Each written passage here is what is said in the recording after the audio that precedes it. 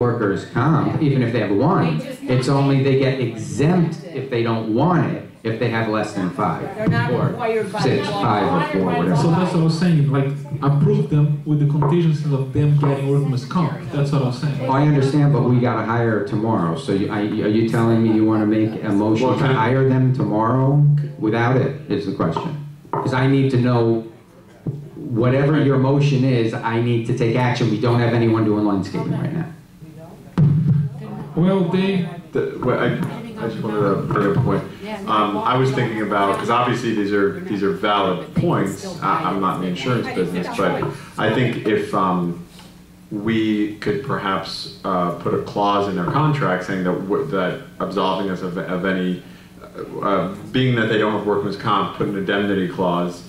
Now, I don't know if that's going to hold. I think that an attorney would have to speak of something like that, because I'm not one. So it's just an idea. Colette is one, and she just said. Well, no, Colette's not an attorney, though.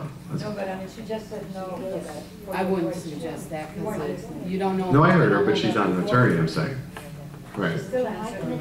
well, they do have a... I wouldn't do it, because you don't know that that's going to hold up in court. Right. If someone gets massively hurt, and those kind of addendums, they might not hold up in court if you get sued. Also, if it's a big lawsuit, that would wipe the company right out, and they come right after us. Right. That's right. I mean, if somebody gets hurt, there's $1 million lawsuit, that company's going to go out of business, open up under another name, and they're coming after us. Right. Exactly. Thank you. They're on your property. That's it. Okay. Yeah, it also concerns me that we have this very small group of people coming in. May I talk? I'm sorry. That we have this very small group of people coming in who say they're going to take care of the property in one day. And I think in all of our experience for the past 18 years that I've lived here, that has never been possible to accomplish. Right. They don't do half the job. I mean, I'll speak to that. It takes more than 1 day. 40 years ago in my other life, I had a house, and it cost me about $600-700 a week to take care of my house. Now, 40 years later, to take care of this place at $800 a week sounds almost impossible. On top of that, not to have workman's compensation makes it seemingly ridiculous to me. Thank you. How long does it take to get workman's comp if you do decide to hire them with the contingency? Wow, this place goes to hell. It depends how fast they're going to work on it.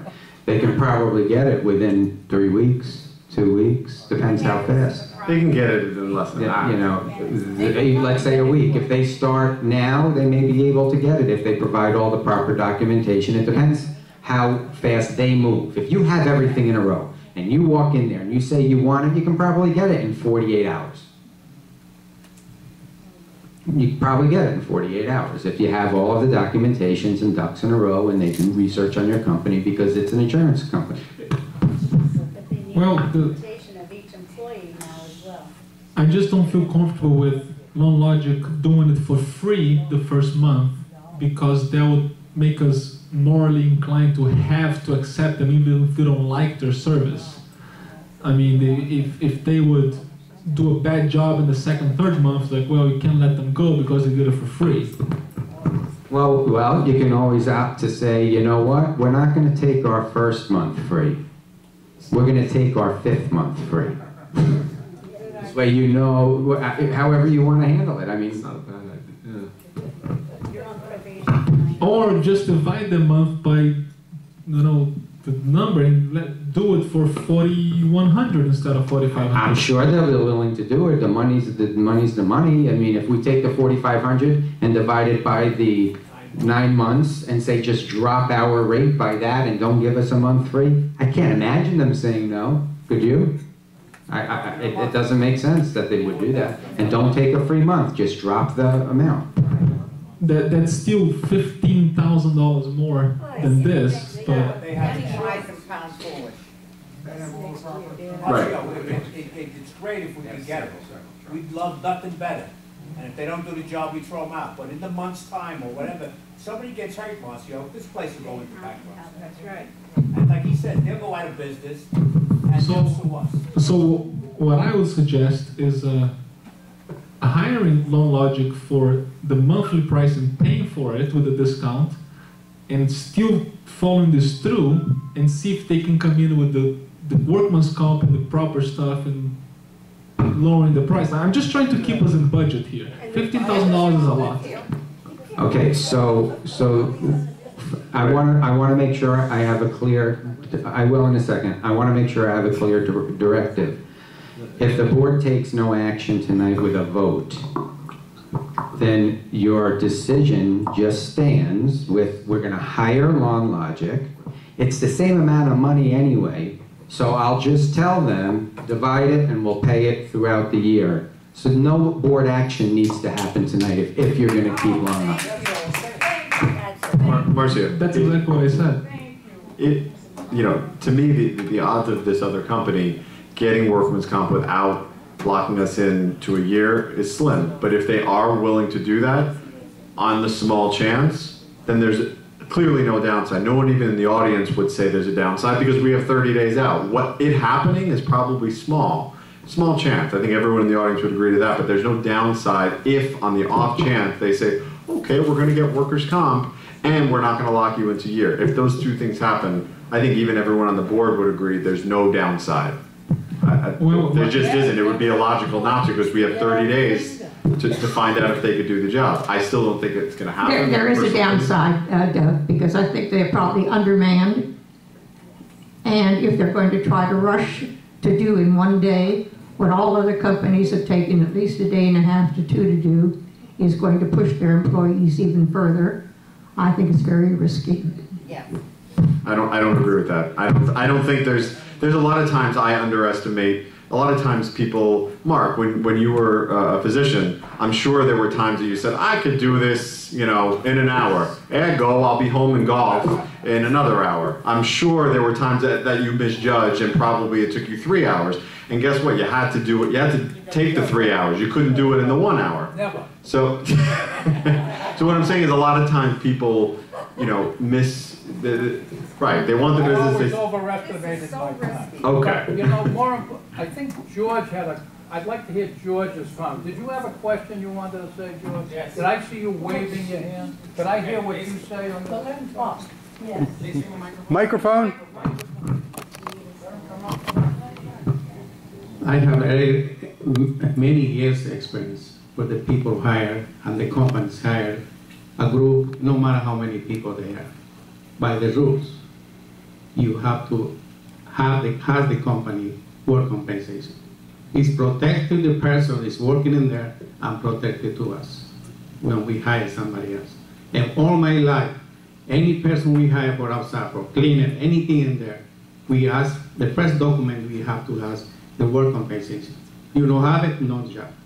But the guy that goes on the roof and maintains 80-something of our air conditioners don't have it, and he's the guy climbing on the roof, and he doesn't have it. We have to ask if he has it. We have to tell him he's supposed to have it. It's protected to us. Anything happen with him, we'll try. Required by law.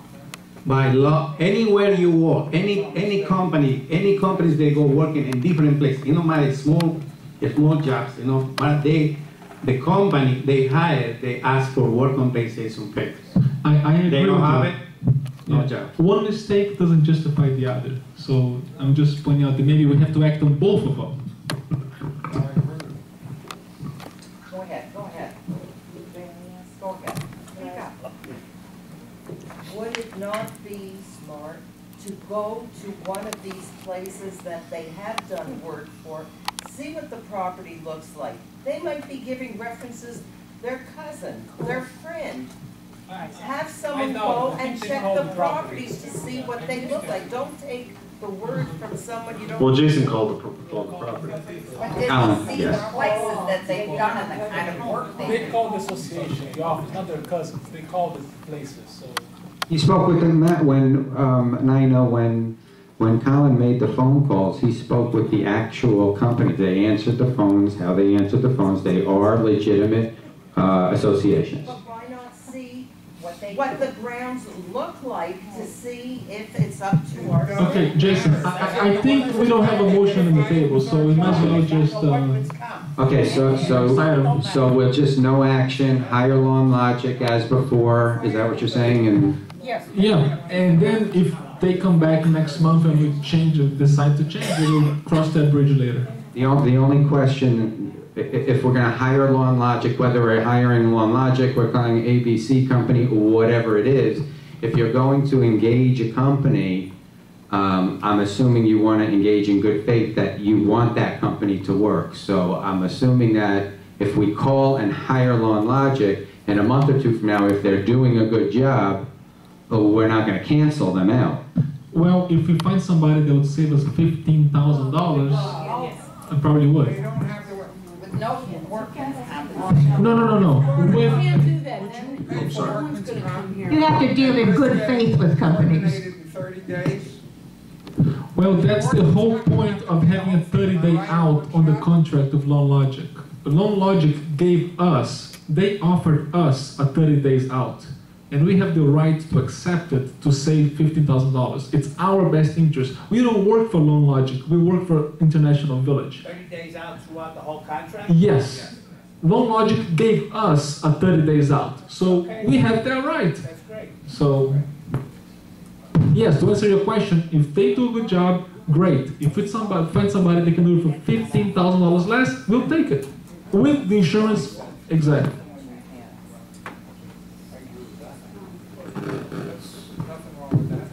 Okay, so if there's no further questions on the landscape board, no further questions, no action being taken. No So- action will be taken. So we can move on to the next agenda. All right, the next item on the agenda is the manager's report. I believe the Manager's message.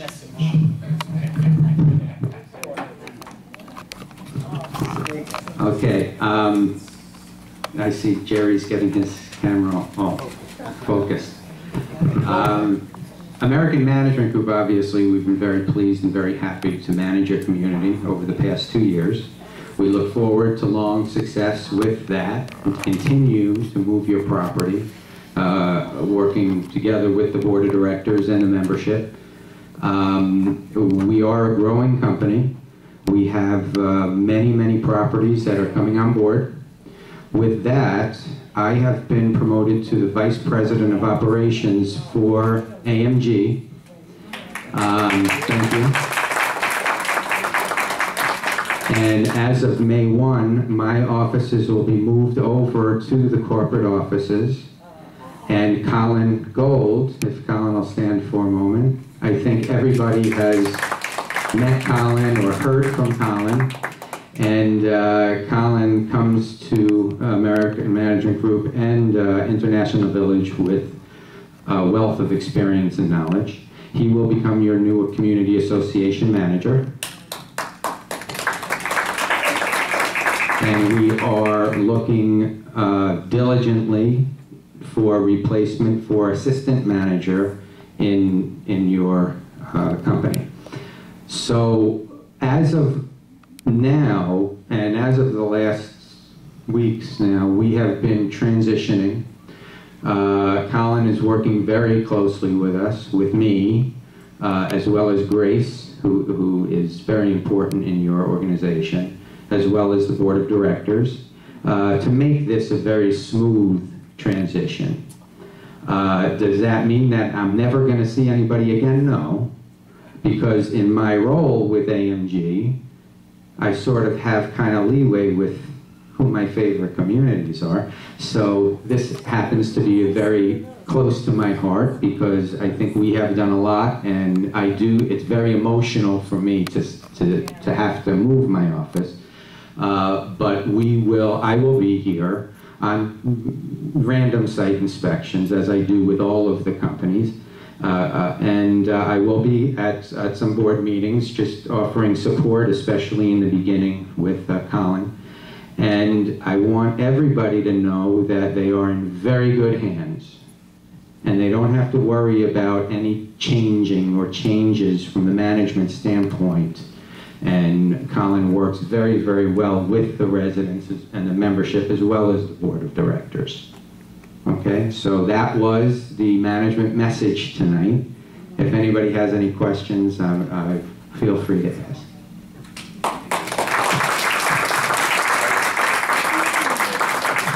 May 1. May 1. I would like you to address my situation to the board. Which suggests you know my situation. Okay, did you want to? I would like the board to know, yes. Okay, so did you want to stand up and talk about your situation? You'd like me to talk about it for you? Okay, we, in the course of doing, is that okay with the board? It's regarding an issue in the community. It's like a good and welfare type of a thing. You have no issue with that? No, please go ahead. So we were doing the fire alarms in Grenoble building. And several notices have gone out. They've been posted throughout. I know Colette lives in Grenoble. And when we have to get into the apartments that we can't get in touch with the unit owners, we have to go in. And legally, we have a right to do that because it is a fire safety issue. We had the permits that we had to get into those units. Unfortunately, I'm going to get to everything, don't worry. Unfortunately, what happens is if there is a unit owner who is not present or here for time, the office makes the efforts to make phone calls to try and get in touch with those unit owners. In any event, what happened with this particular unit owner is armor went into the unit. It had to be rekeyed, which it was rekeyed with a locksmith. We have the key in the office. They went and installed their horn. And when the unit owner came back from, wherever she resides in New York, she came back and she couldn't get into her unit. So it created a problem for her. And George, it was at nighttime, George went over, he got to the key from the office. I think Alberto did that, right? After 3 hours? After 3 hours,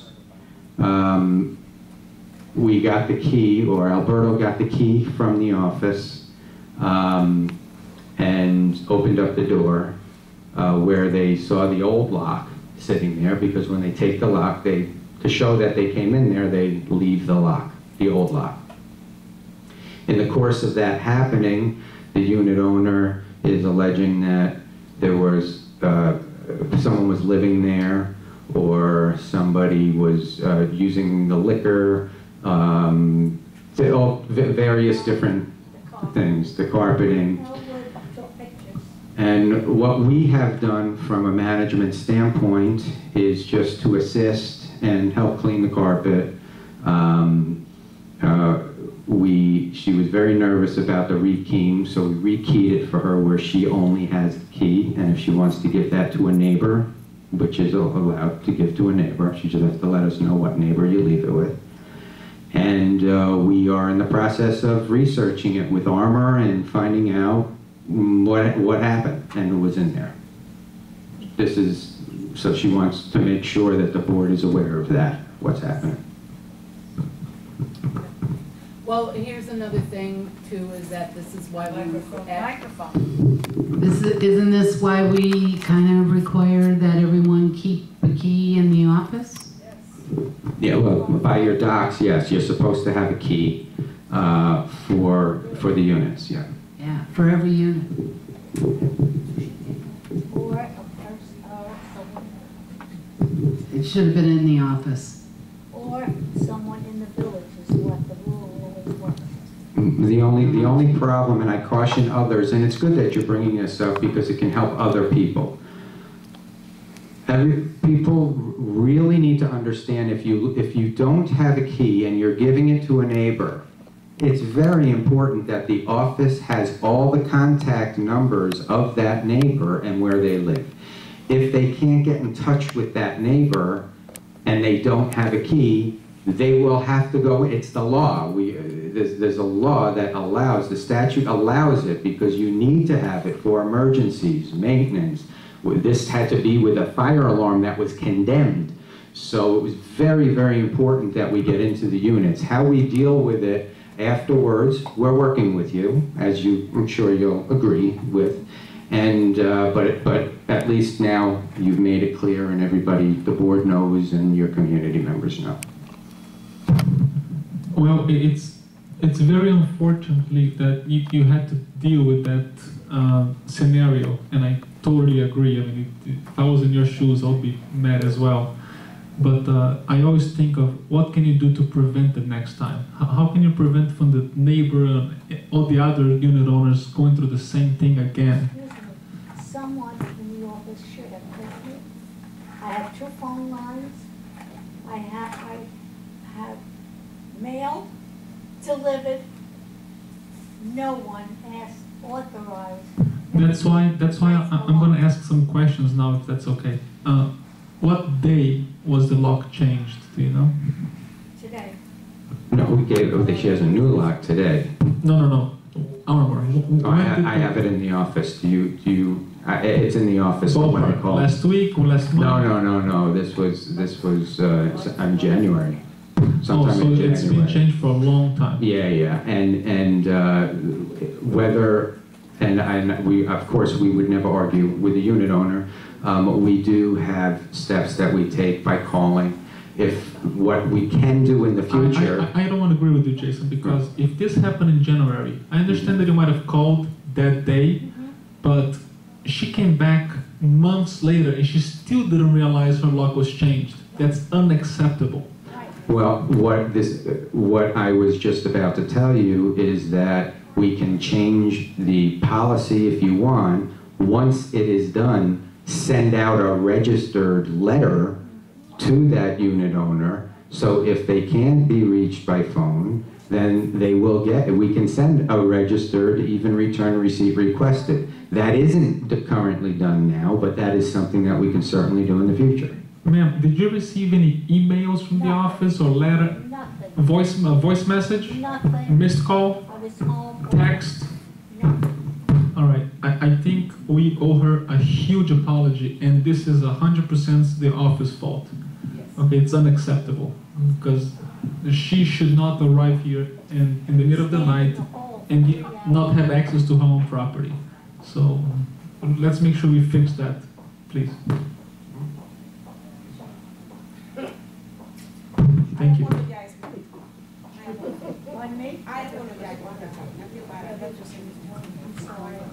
Any other questions? Is that true? Is that? And the theft. The theft. Is that? That was the liquor that was. Brown all over the carpets. Brown, I don't know what. It's hard for me to conceive that when the need to enter that property arose because of the alarm system, and the key wasn't in the office, and the owner wasn't on the premise, it's hard to imagine that part of the logical procedure wouldn't be to call and then to write. Okay? And you're telling me there was calls to numbers that you have, and she never responded, and she did. You have a voicemail on your telephone? You do. So something is not making sense.